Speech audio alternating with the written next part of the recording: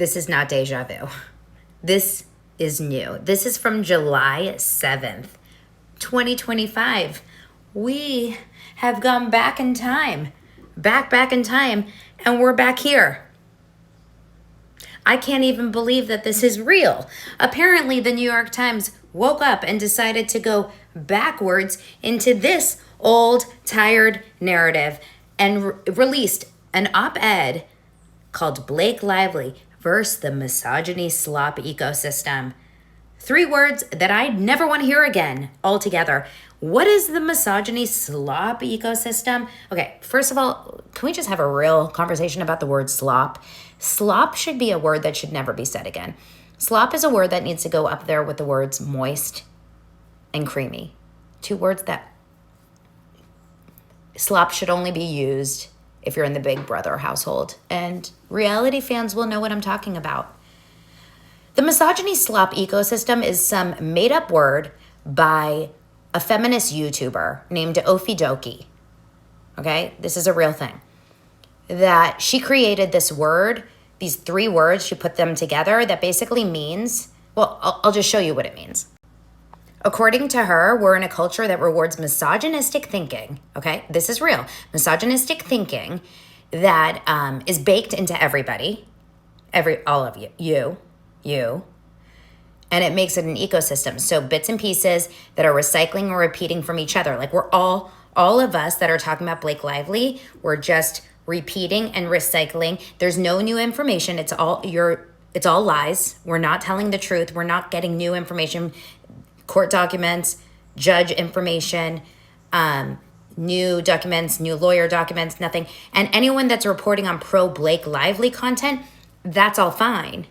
It's just people that are not pro Blake Lively. We are just repeating and recycling old content. But that's only because we're not pro Blake Lively. If you're on the woman's side, you're fine. You're good. But if you're not on Blake Lively's side, problem. Big problem. Slop. You go to the slop house. The basement. Go to the basement with the slop. You know what? I'm sure Justin Baldoni was only allowed to eat slop when he was down in the basement. I'm sure. Now, it says that this ecosystem, I mean, they make it sound very green. Like we're in some sort of beautiful ecosystem. It's it's an essential tool for defending men accused of sexual violence and harassment. Now, we're putting the word violence there with him. Okay, violence. They're putting the word sexual violence and harassment in the same category as someone like Justin Baldoni. Okay. Y'all, I can't. Look. So the author of this article, if you do any Googling, her name is Kat Tenbarge. Tenbarge. I'm not sure exactly how to pronounce her last name. She is in the likes of the Taylor Lorenz, if you know who I'm talking about. You do some Googling. You can YouTube her. She's got a presence out there. Not my cup of tea, but this is her cup of tea.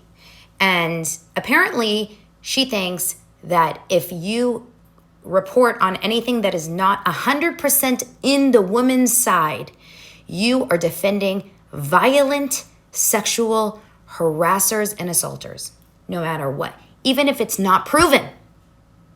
Remember, Blake Lively has not proved her case that Justin Baldoni has sexually harassed her in any capacity. Nothing is proven. The only case that was dismissed was one of defamation. But of course, that doesn't matter. Facts? Throw them out the window. Now remember, she put the words violence and harassment. And this is Justin Baldoni last week. Scary. Ooh, he's at Disney World and he ran into these fans. Take him away. But where's Blake now? Because, I haven't seen Blake in a couple weeks. She should be out there celebrating since, all of this went in her favor. The case was dismissed. Haven't seen her. But she did. Remember when the case was dismissed, she put something on her stories, her Instagram stories. I wish it was this pretty. It's never this pretty on her Instagram stories because she tends to use this courier font. It's like typewriter font.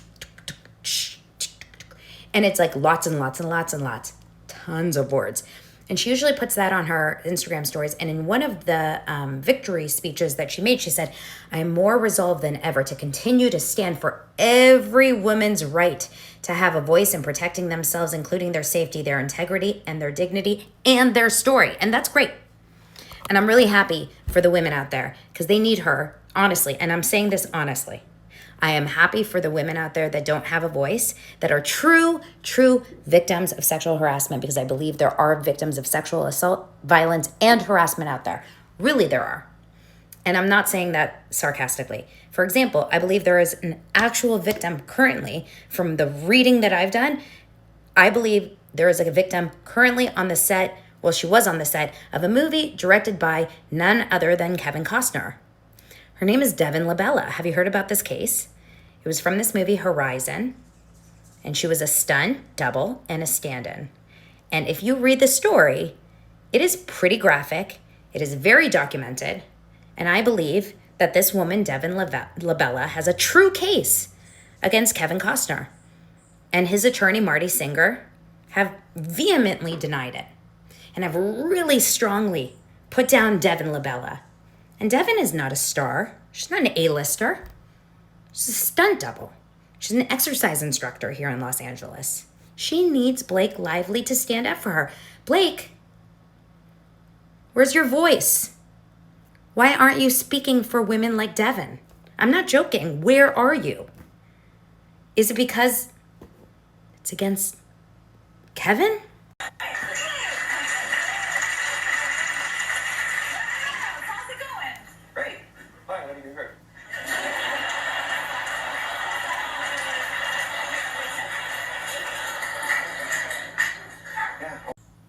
I don't know, Kevin Costner and your husband have done a movie together. He's definitely an A-list, or he's a director. He could get you future work. Can you go against him? Or is that like... Did you think about that when you said that you were going to speak against all, or speak for all women? What if you had to go against one of your own? I hope you meant it when you said it. So I'm waiting. I'm waiting for you to speak up against... for all women, Blake Lively. Waiting. We're all waiting.